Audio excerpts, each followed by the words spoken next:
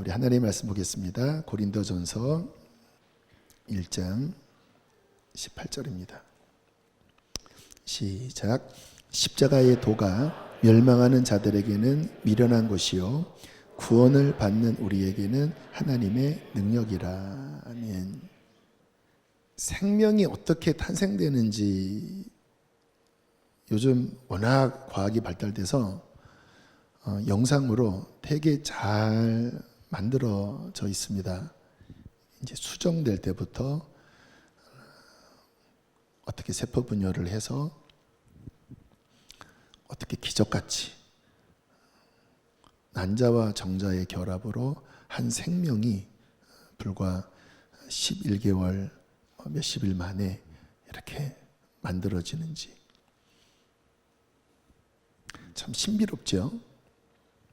생명은 신비롭습니다. 영적인 출생, 구원이죠. 어떻게 한 영혼이 구원받는지에 대하여 아는 지식은 되게 중요합니다.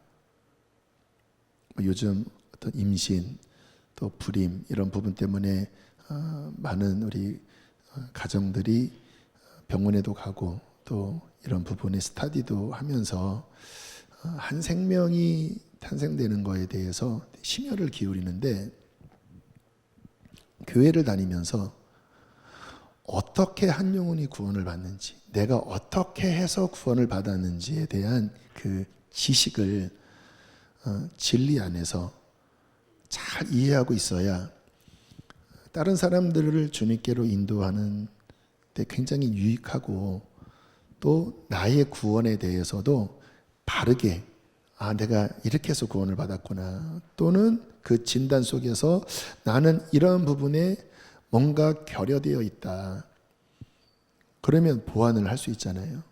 그래서 오늘은 한 영혼이 어떻게 구원을 받는지, 어떠한 과정을 통하여 구원을 받는지를 좀 단순하게, 그러나 핵심 두 가지를 잘 짚어서 좀 말씀을 나누려고 합니다. 구원은 신비로운 일입니다. 성경을 보면 하나님이 창세 전부터 우리의 구원을 계획하셨다고 말씀을 하셔요. 그리고 저와 여러분이 지금 이렇게 구원받은 자로 이 자리에 있을 때 어떠한 작용이 있었는지, 모태신앙도 있고 나중에 교회에 나온 분도 있는데 어떠한 작용이 있었는지 성경은 이렇게 말씀을 하세요. 요한복음 6장 44절 시작.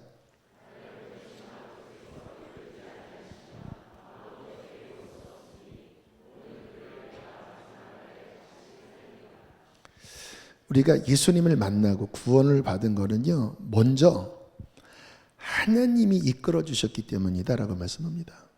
그 말은 내가 교회에 왔다 이 차원을 넘어서서 하나님의 보이지 않는 손길이 내 인생 가운데 작용이 됐을 때 내가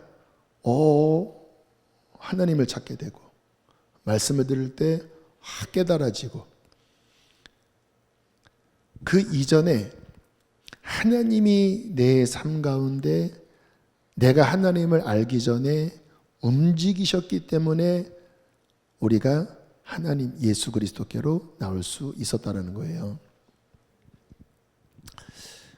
이것을 선행은총이라는 말로도 신학적으로 표현을 합니다. 그러니까 하나님의 은총은 우리가 구원받은 우리가 받는 거라고 생각하지만, 이 선행은총은 우리가 구원받기 이전에 주시는 은혜인 거예요. 그 사람을 구원하기 위하여. 근데 구원받은 분들은 다 이 작용이 있습니다. 어떤 일이 일어날까요? 하나님에 대한 영적 관심이 일어나요. 그 전에 내가 모태신앙이고 교회를 다녔지만 영적인 관심은 안 일어나는 경우가 대부분입니다. 왜냐하면 이 영적인 관심은 하나님이 도와주셔야지만 일어나는 거거든요. 갑자기 어느 날 하나님, 나도 만나보고 싶은데 진짜 계신가? 또 교회 안 다니는 분들은 교회 한번 가볼까? 내가 어릴 때 한번 성탄절날 단일종이 땡땡땡 교회 갔던 적이 있는데 왠지 막 그리운, 또 예전 같은 경우는요 그 새벽에 차인벨 울렸잖아요. 더 오래전에는 새벽 종이 울렸잖아요. 어느 날 그 소리 듣고 교회를 갔다가 하나님을 경험하는 분들도 적지 않으세요. 그리고 하나님이 우리의 인생 가운데 움직이실 때 인생의 허무함이 갑자기 느껴지기 시작합니다. 인생의 본질을 보게 되는 거죠. 여러분, 인생의 본질은 허무한 겁니다. 그런데 사람들이 그것을 회피합니다. 이게 이제 심리학적으로 방어기제라고 해요. 너무 힘든 거면 이렇게 회피하는 거거든요. 여러분, 죽음을 직면하면 이것처럼 허무한 게 어디 있습니까? 다 죽잖아요. 다 끝나잖아요. 그러니까 사람들이 막 여기에 다른 걸로 막 덧칠해 버립니다. 세상의 쾌락과 막 욕망과 야망과 막 꿈과.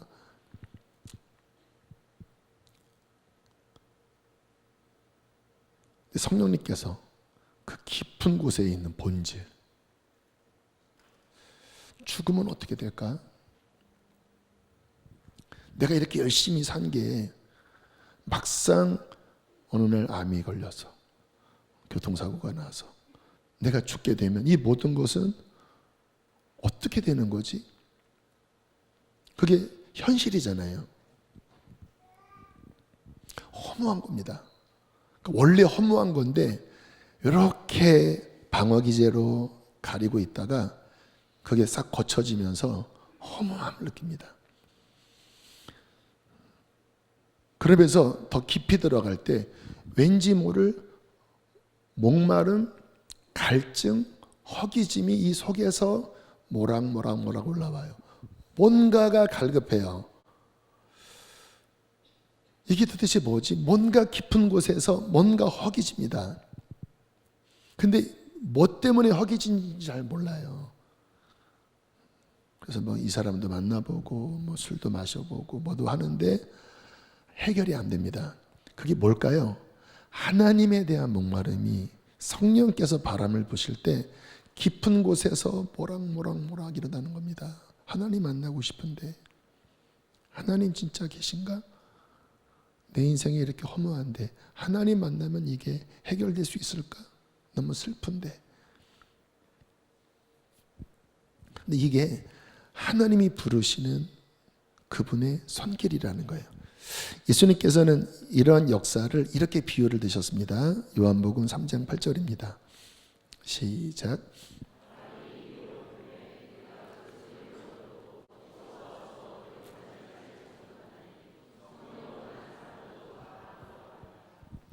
바람으로 비유를 드셨죠. 바람은 안 보이죠. 근데 바람이 불면 느낍니다. 또 뭐가 나뭇잎이 나부끼지요.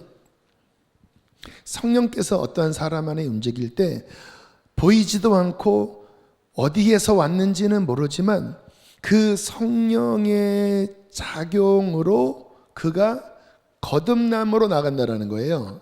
니고데모 얘기하신 말씀이거든요. 니고데모는 그 유대 그 당시에 최고 70인 지도자 중에 한 명이었거든요.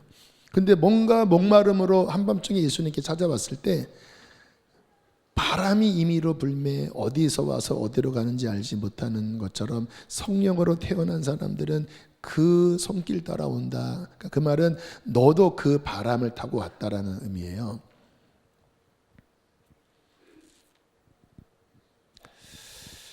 여기 계신 분들, 주님을 만난 분들, 제가 드리는 말씀이 다 이해가 될 겁니다. 그럼 아셔야 돼요. 그때 하나님이 내가 아직 하나님을 몰랐을 때 나를 이끌어 주신 것이구나. 또 저희 교회에 오시는 많은 분들이 그런 바람 때문에 오신 분들이 계셔요. 왠지 교회가 가고 싶은. 올 초인가요? 수요 예배 드리는데 작년인가요? 어떤 자매님이 그때 이제 블레싱 예배였거든요. 그런데 앉아 계시더라고요. 그래서 제가 뭔가 끌림에 다가가서 어떻게 오셨냐고 했더니 교회가 가고 싶어서 이렇게 찾아봤는데 우리 교회를 어떻게 검색하다가 보게 됐고 수요 예배가 있다는 얘기를 듣고 저녁에는 못 나오니까 그리고 와보셨다라는 거예요. 그래서 뭔가 하나님이 끄시는구나. 그게 이제 하나님이 바람을 부신 거잖아요. 그래서 그 자리에 앉아서 제가 빨리 복음을 전했습니다. 왜냐하면 어쨌든 교회에 온 거 가지고 안 되거든요. 딱 이렇게 영적으로 말씀을 넣어줘야 되니까. 근데 이분이 어쨌든 이렇게 훅 하시면서 예수님을 영접하고 그리고 지난번 세례 때 이 자리에서 세례를 받으셨습니다. 여기 지금 계신지는 잘 모르겠지만 네, 그렇게 하나님의 이끌림에 의해서 오시고 근데 그때 제가 했던 역할 또는 누군가 아마 그분에게 교회를 소개시켜 주신 것 같아요. 잘 이끌어줘야 돼요. 간증도 해주고 또 교회도 이끌어줄 때 그 한 영혼이 구원받는 데에 우리가 간호조무사 뭐라 그러죠? 이렇게 아이를 산파 그 역할을 우리가 사람을 구원할 수 있는 건 아니죠. 근데 우리가 그 역할을 할 수 있는 거죠. 그거를 잘 할 때 한 영혼이 잘 구원받을 수 있는 출생할 수 있는 데 쓰임 받는 거죠. 자, 그런데 자, 단계를 지금 설명을 드리는데 그렇게 하나님이 뭔가 마음에 감동을 하셔서 교회를 나왔어요. 또는 모태신앙이고 교회를 다녔는데 아무튼 뭔가 바람이 불어서 갈급해지기 시작했고 하나님을 만나보고 싶은 뭔가 그 마음에 변화가 일어났어요. 그래서 안 나오던 철야도 나오고 새벽에도 나오고 자, 그러면 구원을 받은 것일까요? 교회를 나왔으니까 그런 경우는요 이제 은혜를 받기 시작합니다. 말씀을 들을 때 그 말씀이 새록새록 들리기도 하고 또 뭔가 기도하면 응답을 받기도 해요. 와, 진짜 하나님 살아계시네. 영적인 변화가 일어난 거죠. 자, 근데 지금 구원이 주제잖아요. 그러면 구원을 받은 것일까요? 목이 마르고 뭔가 허무함을 느끼고 교회에 끌려와서 또는 더 깊이 예배에 나오면서 뭔가 말씀이 깨달아지고 뭔가 기도의 응답을 받고 그러면 구원을 받은 것일까요? 저는 그렇지 않을 수 있다고 생각합니다. 성경적으로 여러분 진리는 명확합니다. 우리가 신앙생활을 할 때 영과 진리로 예배하라고 그랬잖아요. 영은 성령님이고 진리는 말씀이거든요. 그러니까 성령님의 작용과 함께 진리가 분명하게 우리 안에 정립되어야 우리는 건강한 신앙생활, 참된 예배를 드릴 수가 있어요. 그럼 진리는 성경은 어떻게 해야 구원의 문 안으로 들어갈 수 있다고 말씀을 하시나? 그게 오늘 본문입니다. 우리 고린도전서 1장 18절 함께 읽겠습니다. 시작.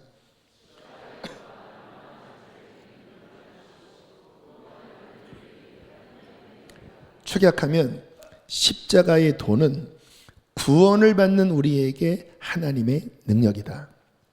그래서 어느 문을 통과해야 되냐면 십자가의 도를 만나는 문을 통과해야 합니다. 십자가의 도, 예수 그리스도의 십자가와 부활을 통칭해서 십자가의 도라고 할 수 있어요. 이 문을 통과하지 않고는 구원의 문 안으로 들어간 게 아닙니다. 여러분, 유대인들은 조상적부터 하나님을 믿었습니다. 매 안식일마다 율법을 암송합니다. 십자가를 거부했어요. 구원받지 못하는 거죠. 그런 식으로 교회 다니는 분들도 계셔요. 어릴 때 성경을 알고 또 하나님에 대한 믿음이 있고, 근데 구원은 십자가를 통하여 죄사함과 성령의 세례와 그 영혼의 거듭남의 역사가 그게 이 출생하는 관문이거든요. 근데 십자가가 애매한 거예요. 십자가를 만난 게 아닌 거예요. 그래서 다른 말을 하면 수긍을 하다가 예수 그리스도의 십자가와 부활로 들어가면 몽롱해지는, 분명치 않는, 여러분 대단히 위험한 가운데 있는 것입니다. 성경적으로. 왜냐하면 십자가의 도가 구원을 받는 우리에게 하나님의 능력이 된다라고 했기 때문에 이 십자가의 도를 경험하면 그 영혼을 변화시키는 하나님의 큰 능력의 은혜를 경험합니다. 그래서 모호하지가 않아요. 왜? 너무 강력하기 때문에. 이게 성경 신구약 전체의 가장 핵심 진리이기 때문에 이게 모호하지가 않아요. 다른 거는 뭐 다 내가 다 인정을 하지만 십자가의 도에 대해서 나는 잘 모르겠다. 아니 그냥 머리로는 인정을 해. 근데 정말 영혼을 변화시키는 능력에 대해서는 확신이 없어. 그럴 수는 없다라는 거예요. 십자가의 도를 경험한 사람이 그럴 수는 없다라는 거예요.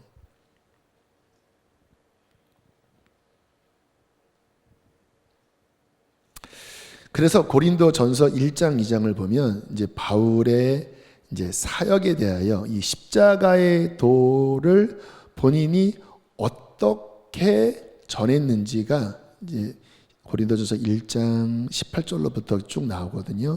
이 부분을 우리가 이해하면 우리가 신앙생활을 하면서 이 십자가에 대한 진리가 어떤 위치인지를, 어떻게 되어야 하는지를 우리가 이해할 수가 있는데요. 자, 다시 한번 고린도전서 1장 18절 함께 보실까요? 시작.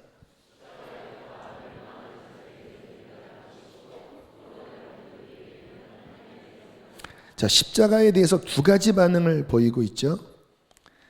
미련하게 느껴지는 사람, 별 감흥이 없는 사람. 근데 바울은 충격적이게 그는 누구라고 말씀합니까? 멸망하는 자들이라고 말해요. 멸망하는 자들, 다시 말하면 구원받지 못한 자들은 십자가의 도가 미련하게, 별 감흥이 없이 그렇게 들려요. 근데 구원을 받은 자들에게는 하나님의 능력이 된다는 거예요. 자, 22절로부터 24절 함께 읽겠습니다. 시작.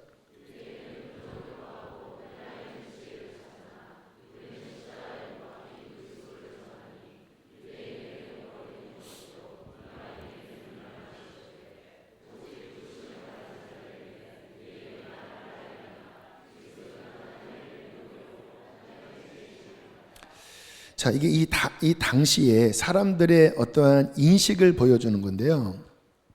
자, 대표적으로 유대인과 이방인의 대표는 헬라인.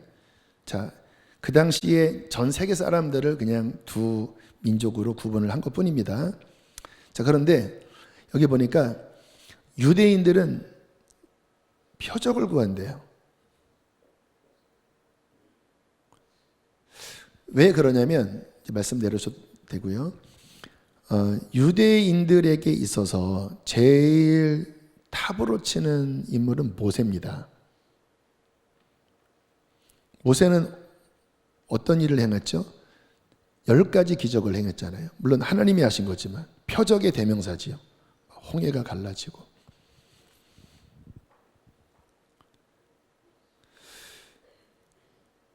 그리고 유대인들이 이제 구약을 보면 메시아를 기다리는, 메시아에 대한 대망, 지금이 이제 교회력으로 이제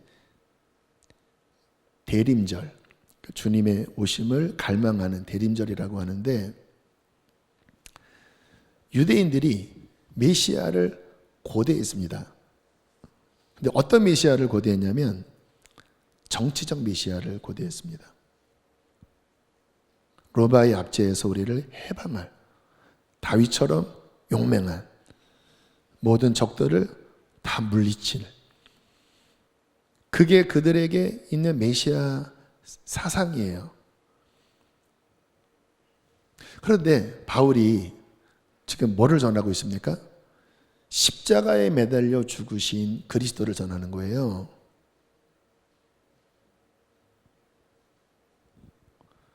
그들이 바라는 바와 기대와 맞지가 않아요.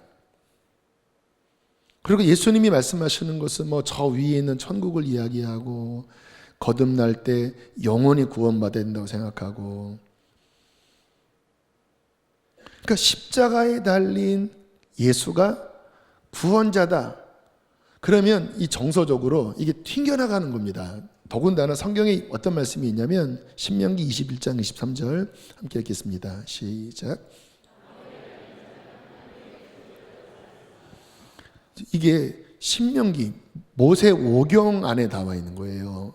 십자가가 나무잖아요. 어떻게 메시아가 나무에 달려 죽습니까? 어떻게 하나님께 저주받은 상징물에 달려 죽을 수 있습니까? 그러니까 바울의 입장에서 유대인들에게 예수 그리스도의 십자가를 전할 때마다 상당한 압박감이 있는 겁니다. 저도 솔직히 설교할 때 어떠한 내용은 사람들이 그게 진리지만 사람들이 불편해하는 진리들이 있습니다. 그러면요 속에서 되게 부담스러워요. 근데 십자가가 유대인들에게 그렇다라는 거예요. 그래서 유대인들에게는 거리낀다, 십자가의 도가. 또 헬라인에게는 십자가의 도가 바보스럽게 들린다, 또는 수준 낮게 들린다. 그 말이에요. 미련한다라는 의미는 수준 낮게 들린다.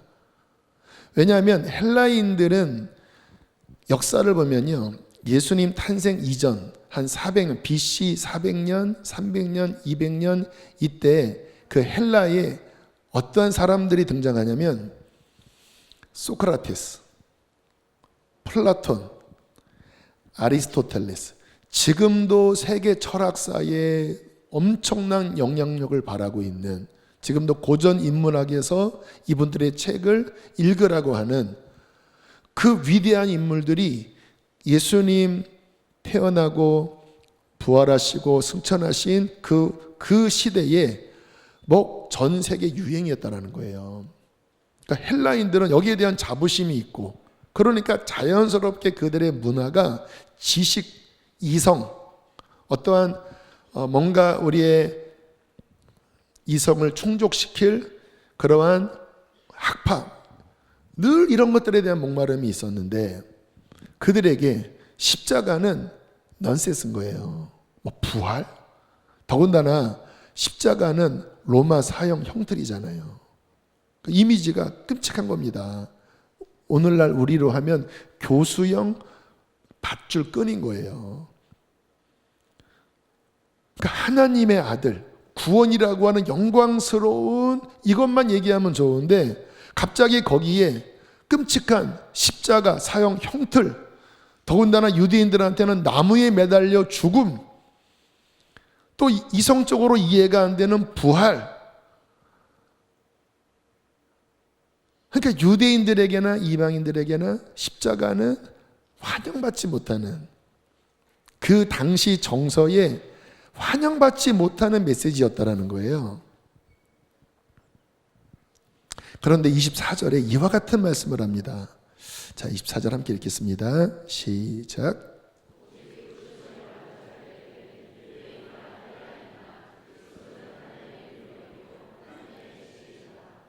자, 제가 지난주에 복음에 대해서 어떤 원리를 설명할 때 믿을 때 그 믿음이 하나님의 약속을 실제가 되게 하는 손과 통로가 된다고 그랬잖아요. 이 복음이 일반적인 사람들은 티티티 뱉어요. 왜? 정서에 안 맞으니까, 이성에 안 맞으니까.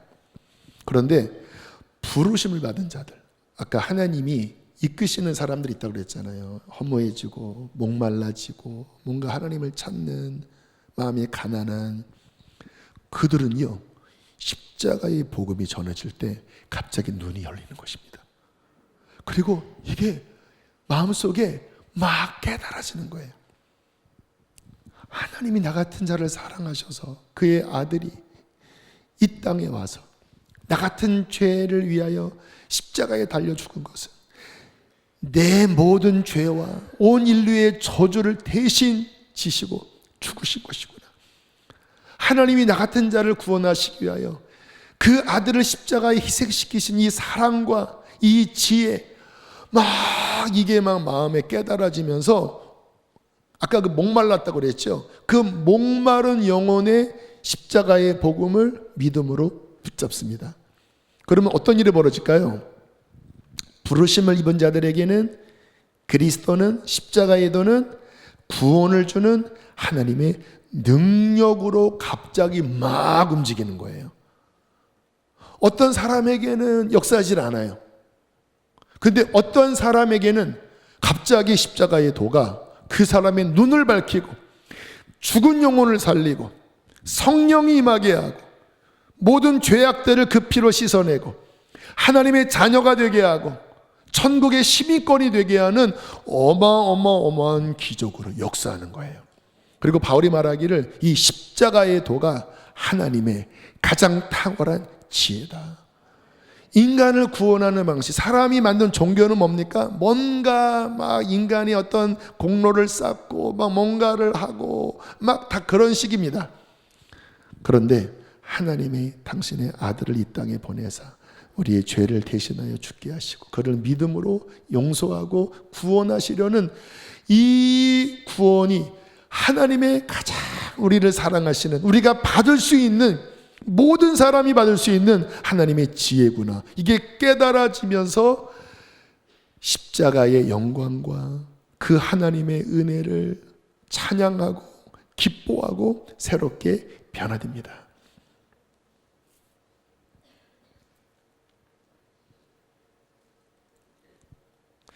구원받은 사람들은 이거를 경험하고 이 문을 통과함으로써 구원을 확신할 수 있는 거예요.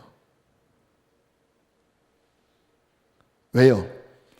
구원의 능력은 오직 십자가의 도를 믿는 믿음 안에서 풀어지도록, 그 사람의 영혼 안에 그 능력이 작동되도록 하나님이 계획하셨기 때문입니다. 그런데 아까 말씀드린 것처럼 교회를 다니면서 종교적으로 또는 보편적인 어떠한 신앙의 논리, 이 보편적이라는 것은 그냥 신, 하나님, 구약 유대교의 어떠한 그런 수준으로 교회를 다니는 이 차원으로는 그 문을 통과한 게 아니에요. 여러분, 그 성경 전체나 신약의 핵심은 예수님, 십자가, 부활, 구원, 성령, 죄사함, 하나님의 나라, 이게 핵심이잖아요. 근데 요게 쏙 빠져버리고 이게 흐리멍텅하고 분명하지 않은 가운데 교회 안에 왔다 갔다 하면 이거는 정말 마치 요즘 뷔페 가서 맛있는 거 그거는 안 먹고 그냥 양상치 몇 개, 무슨 샐러드 몇 개, 이거 먹고 나는 괜찮다, 이런 식으로밖에 안 되는 건 아니겠습니까? 그리스도인은 누굴까요? 십자가의 도를 맞는 사람입니다.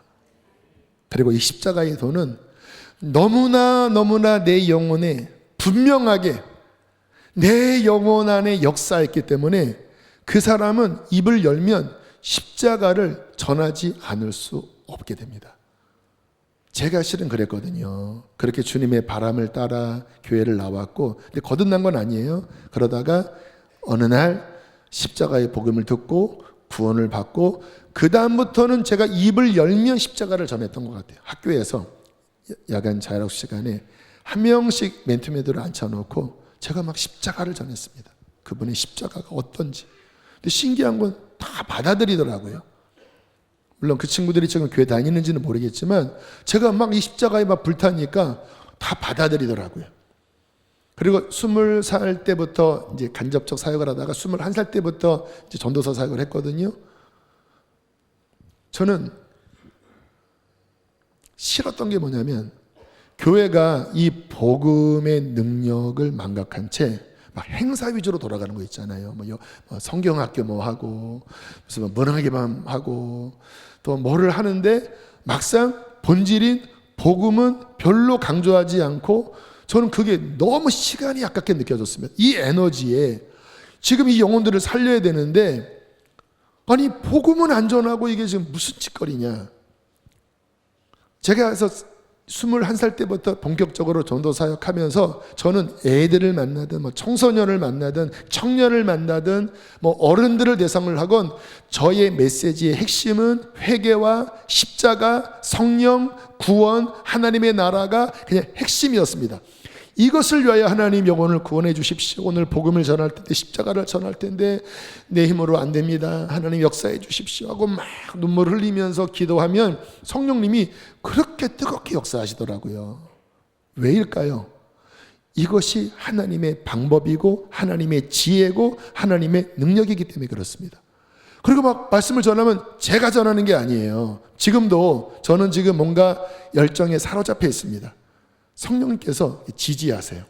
근데 이게 옛날에도 그랬어요. 막 이렇게 십자가 복음을 전하면 제가 아닙니다. 막 전율이 일어나고 그 하나님의 마음이 부어지고 그 마음으로 막 십자가를 전하면 막 아이들이 막 통곡을 하고 막 회개가 터지고 성령을 받고 그때만이 아니라 13년 반 수지선언 목자교회를 개척하고 13년 반 원색복음, 십자가, 더 가까이 그런 주제들로 가득해. 홈페이지에 보시면 십자가에 대한 말씀이 가득해요. 지금도 십자가를 전하고 있잖아요.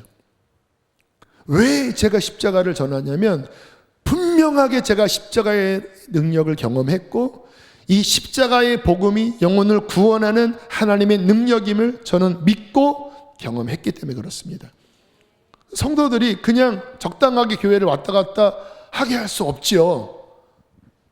십자가를 통과하지 않고 주변에서 이렇게 언저리에서 그냥 은혜 받는 정도. 근데 그분들은요, 어떤 시험이 오면 죄송합니다. 무너집니다. 뽑힙니다. 왜냐하면 십자가를 만난 사람들은요, 이게 정말 하나님의 구원과 능력이 뿌리 깊게 정통으로 붙으셨기 때문에 어떠한 시험이 와도 이게 분명한 사람들은 이것으로 다 이겨요. 그런데 뭔가 힘들어서 교회에 왔는데 교회에 와서 위로를 받은 사람, 뭔가 하나님께 기도해서 응답받아서 와 하나님 좋으신 분이네 하는 사람, 어떤 종교적으로 도덕적으로 교회나 이런 말씀이 수준이 있기 때문에 동의돼서 온 분들, 그런 분들은요 그것을 넘어서는 어떤 문제가 오거나 내 삶에 또 다른 파도가 밀려오면요 못 견디고 다 쓸려 내려갑니다. 그래서 모든 사람들은 다 십자가를 통과해야 합니다. 만일 이 가운데 나는 아직 십자가를 뜨겁게 만나지 않은 것 같은데요 하면 경종을 울리셔야 합니다. 문제가 있구나. 물론 머리로는 이해해요. 그러나 십자가의 그 능력, 우리를 구원하는 그 능력, 이게 내 안에 경험되었는가 잘 모르겠는데 하면 절대로 대충 모호하게 지나가면 안 됩니다. 다시 로마서 1장 16절 같은 내용이죠. 함께 읽겠습니다. 시작.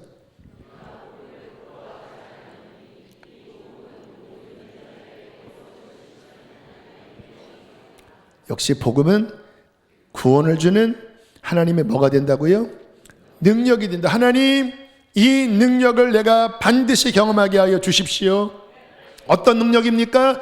죄를 깨뜨리는 능력. 어떤 능력입니까? 영혼을 살리는 생명의 능력. 어떤 능력입니까? 하나님의 자녀가 되게 하는 능력. 어떤 능력입니까? 그 하나님의 나라가 내 영혼 가운데 임하여 기뻐할 수 있는 능력.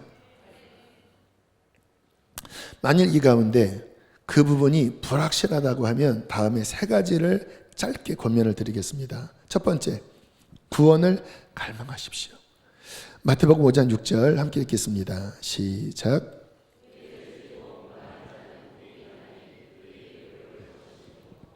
건강한 사람은 허기집니다.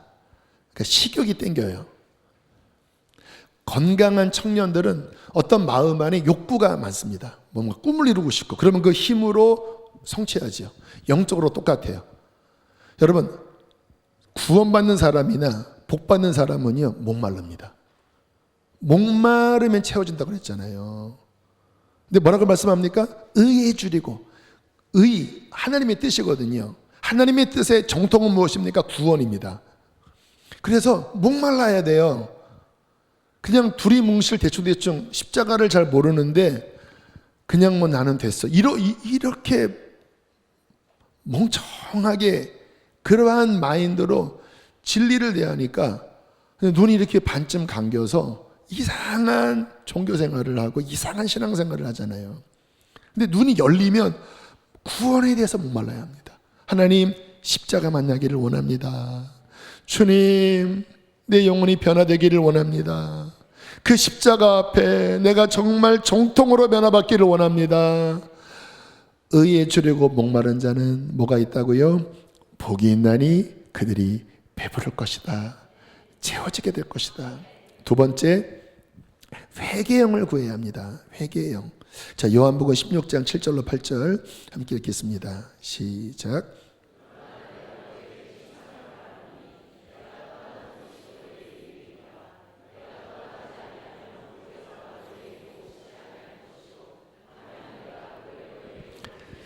그가 와서 죄에 대하여, 의에 대하여, 심판에 대하여 세상을 책망하시리라. 아직 성령이 오시기 전인데 주님께서 이제 내가 가면 보혜사 성령을 보낸다. 그분이 뭐 하신다고요? 책망하실 것이다. 뭐에 대해서? 죄에 대하여. 뭐에 대해서? 의에 대하여. 의는 무엇일까요? 예수 그리스도의 십자가가 의입니다. 구원의 의예요. 심판에 대해서 어떻게 사탄이 십자가에서 깨어지고 어떻게 영원한 심판이 일어나는지에 대해서 성령께서 비추실 때 회개가 터지는 거예요. 어떤 도덕적인 수준의 회개가 아니라 그 성령님의 작용으로 내 마음 깊은 곳에 내가 볼 수 없었던 그 죄가 깨달아지고 십자가 앞에 눈물을 흘리고 온 마음으로 그분 앞에 나아갈 때 우리는 십자가를 통과하게 됩니다. 근데 이게 십자가를 통과하지 못한 분들의 대부분의 경우가 회개를 잘 안 해요. 인생의 어려운 문제를 도와달라고 하는 형태, 그거는 불교에서도 그 신에게 그렇게 하고 모든 종교에서 다 그렇게 합니다. 수능시험 앞두고 모든 종교가 대성황을 이루잖아요. 뭔가 바라는,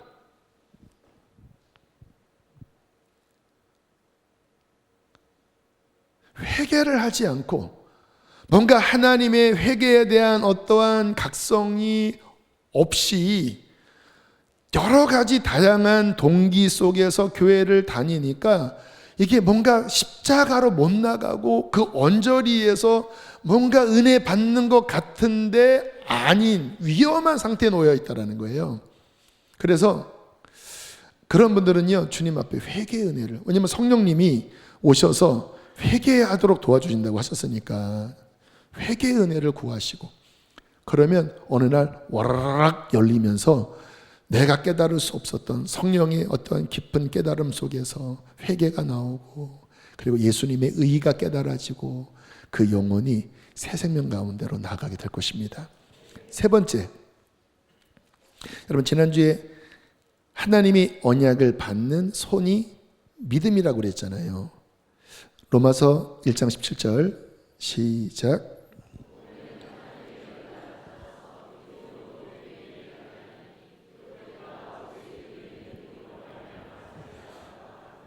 자, 말씀 잠깐 놔두시면 복음 안에는 하나님의 의, 하나님의 구원, 우리를 구원하시는 그 하나님의 의가 나타나 있는데 어떻게 받느냐? 믿음으로 받는다라는데, 믿음, 시작의 믿음에서 완성의 믿음으로 나아간다. 작은 믿음에서 온전한 믿음으로 나아간다. 오직 구원받는 자는 믿음을 통해서 받는 것이고 믿음을 붙잡고 나아가는 것이다. 믿음이 하나님의 약속을 받는 손이다. 자, 말씀 내려주시고요. 자, 믿음은 의지에 속한 것입니다. 복음의 지식은 지에 속한 거죠. 그리고 성령을 통하여 뭔가 터질 때 감정의 어떠한 작용이 일어나면서 회개가 나오기도, 구원의 감격과 성령의 어떠한 위로와 은혜를 경험하는 것은 정적인 요소죠. 그런데 그 모든 것을 작용하게 하는 키가, 그 복음이 왔어요. 만나야 되는데 그 만나는 작용하는 키가 의지를 동반된 믿음이 시작의 키라는 거예요. 자, 잘 들어보시면 제가 무슨 말씀인지 알 텐데, 진리를 이해할 텐데, 어떤 말씀이 들릴 때 이게 생각이 좀 부정적이고 뭐가 믿음을 작동시키기보다는 뭔가 자꾸 의심하고 부정적인 이러한 쪽의 생각이 흘러가는 분들이 있습니다. 근데 그런 분들은요, 교회를 오래 다녀도 뭔가 하나님과의 접촉이 잘 안 일어나요. 왜 그럴까요? 하나님의 언약을 받는 손이 믿음이라고 그랬잖아요. 이걸 안 돌리는 거예요. 믿음을 작동시켜야 되는데 믿음을 작동 안 시키고 늘 뭐 어떤 부정적인 생각 또는 어떤 인간적인 어떤 생각으로 여기서 멈춰버려요. 그래서 그런 분들에게 권면을 드리는 건데, 중요한 키인데요, 믿음을 의지적으로 붙잡는 거예요.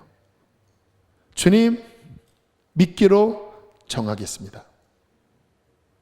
어떤 분이 교회를 다니는데 안 믿겨졌대요. 누가 옆에서 그랬대요. 너 믿기로 정해봐. 의지적으로 너 결단해. 자꾸 막 난 뭐가 문제고 자꾸 이렇게 하지 말고, 물론 맹신을 말하는 게 아니에요. 진리가 오면 그거를 믿기로 결단해봐. 근데 감사하게 이 말을 받아들였습니다. 그리고 그 다음에는 뭐 이렇게 양육할 때도 뭐 의심이 들어도 내가 이것을 믿기로 마음을 정합니다. 믿겠습니다. 꿀꺽. 설교를 들을 때 하다가 아니야, 난 믿기로 정했어. 이게 뭐예요? 믿음으로, 시작의 믿음. 아직 작아요. 불완전해요. 그런데 얼마 지나지 않아서 갑자기 확 믿음이 온 거예요. 완성된 믿음에 이르게 하나님. 그건 성령이 주시는 거거든요. 근데 갑자기 세례가 아니라 막 이렇게 붙잡았는데 주님이 그거를 보시고 그에게 하늘로부터 믿음을 부어주셔서 갑자기 막 다 믿겨지고 그 영혼이 성령 받고 변화되는 놀라운 은혜를 경험했다라는 거예요. 여러분, 이게 뭐예요? 믿음의 원리입니다. 저도요, 이제 저의 위치에서 보면 이제 제가 뭐 집회를 계속 인도하고 말씀을 준비하고 또는 어떤 상황에서 뭔가 이렇게 돌파를 해야 될 때 현실적으로 여러분, 제가 매 예배 때마다 충만한 말씀, 충만한 예배를 인도할 자질이 안 됩니다. 그 정도 실력이 안 돼요. 그러니까 어때요? 헉헉대는 거예요. 주님 어떡하지 오늘은? 나 지금 힘이 하나도 없는데요. 어제도 저녁 기도하러 왔는데 기도할 힘이 없는 거예요. 뭐 오전에 결혼식 인도하고 또 오후에 아무튼 힘이 없는 거예요. 한 주간 3일 내내 막 아무튼 쏟아부었으니까. 주님이 제게 뭐라고 말씀하시는지 아세요? 믿음을 가지라. 믿음을 가지라. 그럼 그 순간 제가 믿음을 작동시키기 시작합니다. 하나님, 주님께서 말씀을 주실 것입니다. 저의 감정과 저의 힘은 없어요. 근데 믿음이 하나님의 약속을 받는 손이거든요. 그래서 간절함도 중요하지만 믿음이 결여된 간절함은 밑빠진 독이 됩니다. 하나님, 믿습니다. 주님이 주실 것입니다. 힘은 없지만 주님의 약속을 신뢰합니다. 그러면 그 믿음을 바탕으로 하나님이 온전한 믿음을 부으시면서 은혜를 베풀어 주세요. 원리거든요. 그래서 여러분들 잘 보셔야 합니다. 왜 나는 교회를 오래 다녔는데 못 만날까? 그 내면이 믿음을 작동시키지 않아요. 히브리서 4장에 보면 그들이 말씀을 들을 때 믿음을 화합하지 않는다. 믿음으로 그 말씀을 이렇게 화합할 때 그 말씀이 역사하는데 그는 늘 의심하고 늘 부정적으로 생각하고 그렇게 말하면 계속 밑빠진 독이 되는 거예요. 그래서 권면합니다. 믿음을 의지적으로 붙잡으십시오. 복음에는 하나님의 의가 나타나서 믿음에서 믿음에 이르게 하나니 기록된 바 나의 의는 오직 믿음으로 말미암아 살리라. 믿음이 없이는 하나님을 기쁘시게 하지 못하나니 하나님께 나아가는 자는 그가 계신 것과 그가 자기를 찾는 자들에게 상 주시는 이이심을 믿어야 할지니라. 이 믿음을 가질 때 하나님은 기뻐하시다라는 거예요. 그래서 하나님, 회개의 영을 구하고 하나님을 갈망하고 그리고 하나님 말씀을 주님 제가 믿습니다. 십자가의 도를 내가 믿습니다. 그러나 주님 도와주십시오. 통과하게 하여 주십시오. 주님은 그것을 귀하게 보신다는 거예요. 믿음을 그의 의로 여긴다고 하는 건 뭐냐면 그때 주님은 그렇게 말씀을 믿으려고 하는 그 중심을 귀히 여기시고 성령께서 어느 날 부어주실 때 갑자기 열리고 갑자기 그 십자가가 깨달아지고 그리고는 그 구원의 능력이 내 안에 역사할 때에 거듭남과 죄사함과 천국과 그 하나님의 하늘에 속한 신령한 은혜가 부어지면서 영광스러운 하나님 구원의 문 안으로 들어가게 된다는 것입니다. 할렐루야. 저는 우리 모든 성도님들 여기 이미 그런 분들 많이 계신다고 믿습니다. 더 누리게 되기를 축복합니다. 자, 마지막으로 이미 이 십자가를 만난 분, 이 믿음을 가진 분들에게 두 가지 말씀드려요. 여러분 감사하십시오. 내가 그렇게 만났습니다. 나 십자가 만났어요. 여러분 이것은요 가장 큰 축복입니다. 억만금보다 더 큰 축복이에요. 왜? 아무나 이거 못 갖는 거거든요. 그러니까 나는 큰 은혜 받았구나 감사하시고, 그리고 여러분 이 십자가에 대한 거를 제가 17살이니까 거의 이제 한 38년째 전하고 있는 거예요. 무슨 말씀이냐면 여러분 이 십자가의 능력은 처음 회심할 때만 역사하는 게 아니라 날마다 십자가로 나아갈 때 이 주님의 은혜와 주님의 피와 이 주님의 생명이 날로 새롭게 그 영혼을 씻어내고 그 영혼을 회복시키시고 살리십니다. 그래서 십자가를 맞는 사람들은 매 순간 십자가로 달려갑니다. 어려울 때, 침체될 때 어디로 가요 여러분? 십자가로 나가십시오. 저도 제 인생에 큰 굴곡이 있고 큰 실패가 있고 큰 고민이 있을 때마다 주님이 십자가로 이끄시더라고요. 그 앞에 엎드려서 울면서 난 지극히 작은 자 죄인 중에 괴수, 주님 나는 십자가를 전할 것입니다. 십자가의 피로 나를 씻어주시고 내 몸에 밴 십자가 그 보혈의 향기 주님 땅끝까지 전하기 원합니다. 그러면요 그 십자가의 은혜가 얼마나 제 영혼을 새롭게 하는지, 얼마나 저를 회복시키셨는지. 여러분 권면합니다. 신앙 떨어진 분 계시죠? 십자가로 나가십시오. 가장 자비한 그 언덕, 하나님의 사랑과 용서의 그 언덕에 나아가 그 피 묻은 십자가를 붙잡고 그 피에 내 영혼을 적시고 그 보혈을 마시고 그 사랑 안에 나아갈 때 그 보혈의 생명이 우리를 새롭게 일으키실 것입니다. 마지막으로 십자가를 전하세요. 성령께서 누군가 구원하시기 위해 움직이신다고 그랬잖아요. 그때 우리가 어떠한 산파 역할을 하느냐에 따라서 이 영혼이 빨리 하나님 만나기도 하고 아니면 헤매기도 하고 아니면 이단이 들어올 수도 있잖아요.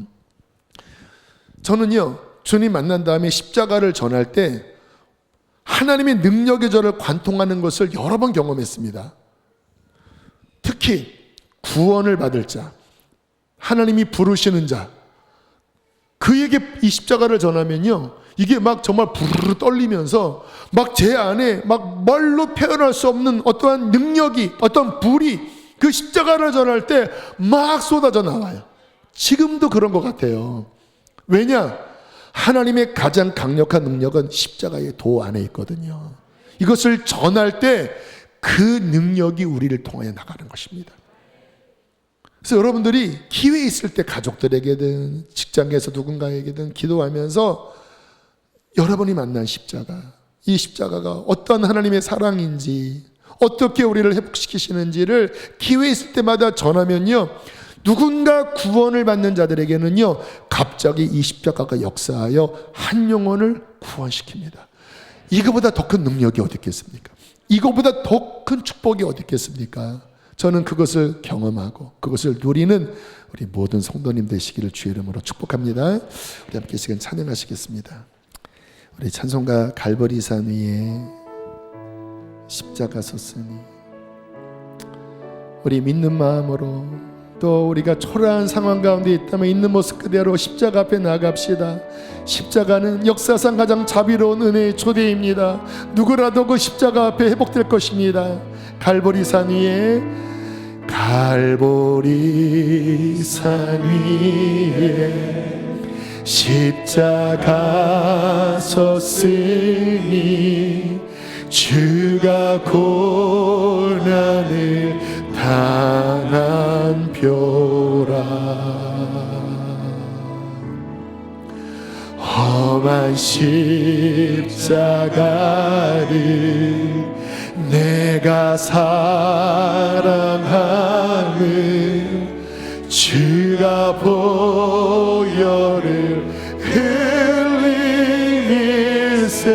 멸시 천대받은 주의 십자가에 멸시 천대받 십자가로 나오라. 주의 십자가 나의 마음이 끌리도다. 나의 마음이 끌리도다. 귀한 어린 양이, 귀한 믿음의 눈으로 바라보세요. 세상 죄버리고 험한 십자가 지셨도다.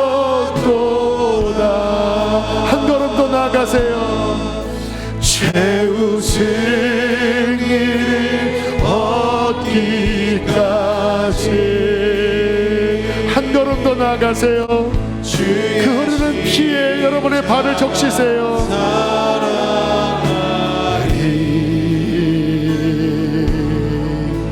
빛난 멸류가 받기까지 험한 십자가 붙들겠네. 험한 십자가에 주가 흘린 피를, 험한 여러분 주님의 양손과 그의 옆구리에서 그의 이마에서 흐르는 그 피를 바라보십시오. 믿는 마음으로 바라. 그것은 사랑이며 나를 위한 용서입니다. 나를 용서하고 내 죄 사하시려 주가 흘리신 보혈일세.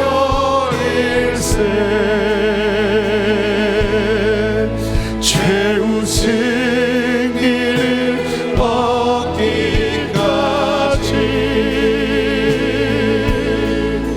주의 십자가 사랑하리. 빛난 멸류가 받기까지, 빛난 멸류가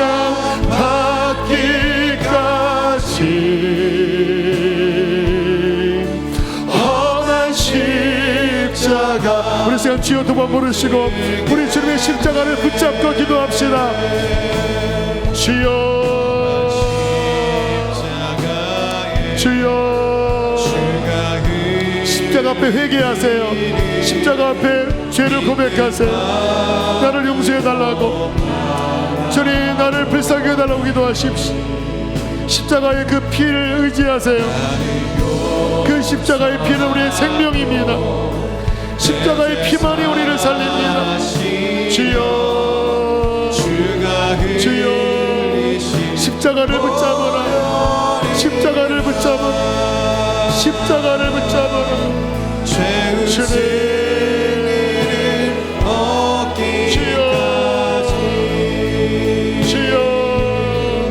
믿음으로 기도하세요. 나는 십자가를 믿겠습니다.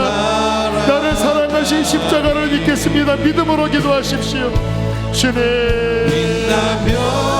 주여, 주여, 주여. 험한 십자가 붙들겠네. 하나님, 우리를 구원하시려고 부족한 종을 통하여 다시 한번 십자가의 도를 전하게 하시니 감사합니다. 하나님, 우리를 구원하시기를 주님께서 얼마나 간절히 원하시는지. 하나님, 믿는 마음으로 십자가를 보게 하여 주시고 회개의 마음으로 십자가의 보혈을 붙잡게 해주시고 아버지 영혼들을 씻기시고 그 사랑 안에 안기게 하여 주십시오. 아버지 이미 구원을 받았지만 십자가를 멀리 떠나 또 방황하며 헤맨 영혼들이 있습니다. 주님 십자가로 나오라, 다시 나의 십자가를 붙잡고 일어나라 하시는 주의 음성을 이들이 듣게 하여 주시고 다시 어린 양 나를 사랑하사 십자가에 달리시 그 주님을 믿음으로 붙잡게 하여 주시옵소서. 내가 주와 함께 죽고 내가 주와 함께 다시 살아 다시 하나님 이 땅을 내가 경주해야 될 그 길을 끝까지 완주하여 마지막 날 주님 앞에 서는 그날 빛난 면류관을 받을 수 있는 믿음의 길을 걷게 하여 주시옵소서. 성령님 당신의 백성들을 일으키시고 십자가의 군사들로 세워 주시옵소서. 귀한 예물을 봉헌합니다. 한 주의 삶도 도경하여 주시고 염려 없이 살게 하여 주십시오. 아버지 몸이 아픈 이들 주님께서 불쌍히 여겨주시고 채찍에 맞을 때 우리가 나음을 입었사오니 깨끗이 치료하여 주시옵소서. 이제는 우리를 죄에서 건지신 예수 그리스도 구원의 은혜와 아들 내어주신 하나님 우리 아버지의 크신 사랑과 우리 안에 거하셔서 우리를 날마다 십자가로 이끄시는 보혜사 성령 하나님의 교통하심이 이 시간 예배하는 모든 이들 안에 충만히 함께 있을지어다. 아멘.